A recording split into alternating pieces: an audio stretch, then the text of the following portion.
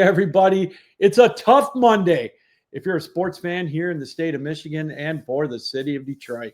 It couldn't have gone any worse for all of our teams here in the state of Michigan. Well, the Red Wings won last night, or Saturday night. So I guess we did get one W in the city of Detroit. Red Wings bounced back after that horrific opening night against the Canadiens. They came back and beat the Toronto Maple Leafs to even their season at 1-1. It's still early, I get it, but wow, what a terrible weekend if you are a sports fan, especially a football fan here in the state of Michigan. We've already touched on the Tigers losing a classic Friday night, Game 5, 15 innings to the Seattle Mariners, 3-2. Ooh, that was a tough one, man. Detroit squandered so many opportunities. We kind of talked about it on Saturday. Skubal pitching a great game, getting yanked way too early, in my opinion. The bats just not coming through really all playoff. I mean, they had one or two good innings the whole weekend, and that's just not going to cut it once you get past the regular season. So Seattle moved on to take on Toronto, and they won last night 3-1. So they've got a 1-game-to-none lead, and they've stolen home field advantage from the Blue Jays. So it'll be interesting to see what they do tonight in Game 2 to maybe take a commanding 2-games-to-none lead over the Blue Jays and head back to the Pacific Northwest. Michigan State got embarrassed at home by UCLA. That wasn't even close. You know, there's folks talking about this is the worst they've seen it since the Bobby Williams area, or even further back, Muddy Waters. That tells you how rough it's been. The vultures are circling at Michigan State right now. Everybody's on social media. You're starting to see some of the newspaper reports. What is it going to take for Jonathan Smith to get let go? His buyout's $33 million, folks. So I don't know if Michigan State's going to pony up that kind of loot at the end of the year. But I got to tell you, it is not looking good for Michigan State right now.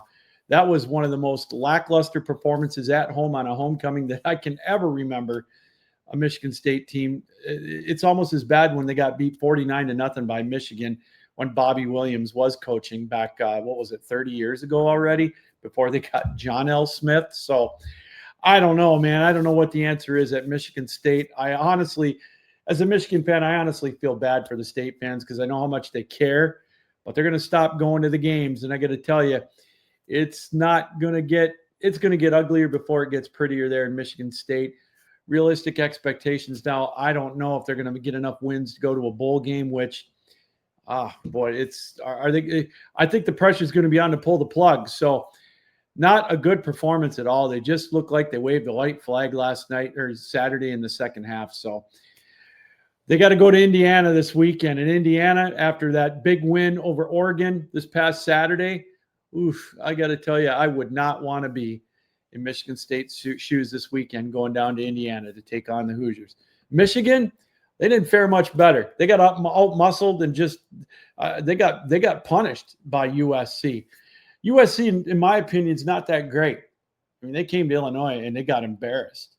And let's be honest. I think they let Michigan State hang around much longer than they should have in that home game. And I don't think they're that good. So what does that say about Michigan? I don't know how good they are. It's still a question mark. Losing the running back, losing Justice is going to be tough. Underwood's played pretty well, but I still think they've got some of the training wheels on them, and it's not going to get much better. I can see maybe 8 wins for Michigan this year now at the most. I really do, because Maryland's no layup. And Ohio State's Ohio State. I just got a bad feeling they're going to come into Michigan and just boat race them at the end of the year.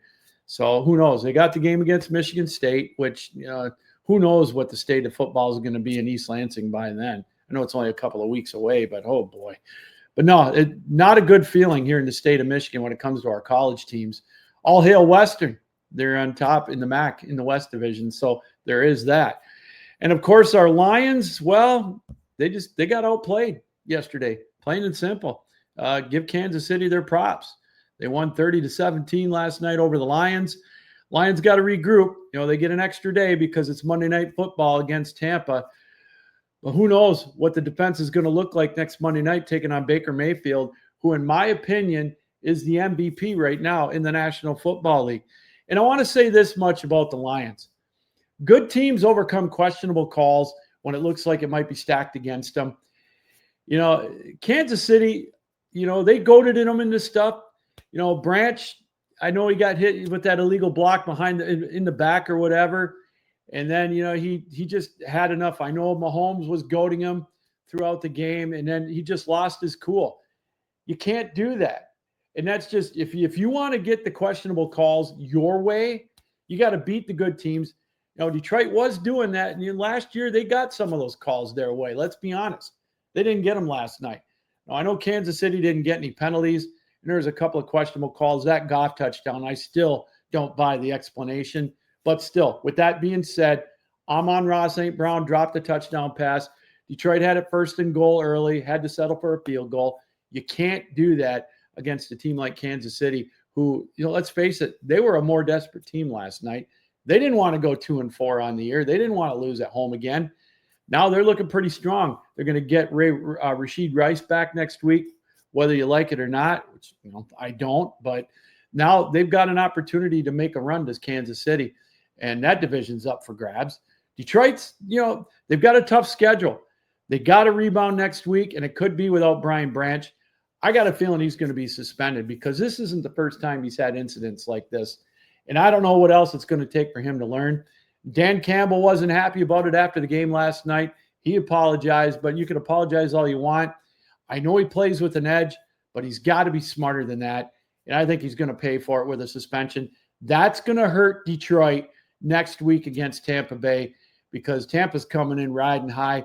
If they're not the best team in the NFC right now, they're right up there. I got to think that they are, in my opinion. I think they're better than Philadelphia. They're better than Detroit. Who else is better than the Tampa Bay Buccaneers right now in the NFC? So that's going to be a monumental task for the Lions at home Monday night, 7 o'clock next week, the early game, which is good for guys like me.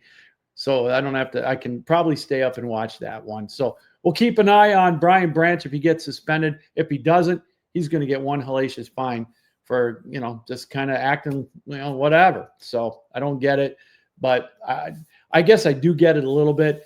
Frustration can build up, but he's got to be better than that. Let's just face it. And referees are going to see that, so the benefit of a doubt goes away when you do stupid stuff like that. And Brian Branch hasn't learned that. If he gets suspended, I hope he learns from that, but it could be costly for the Lions. All right.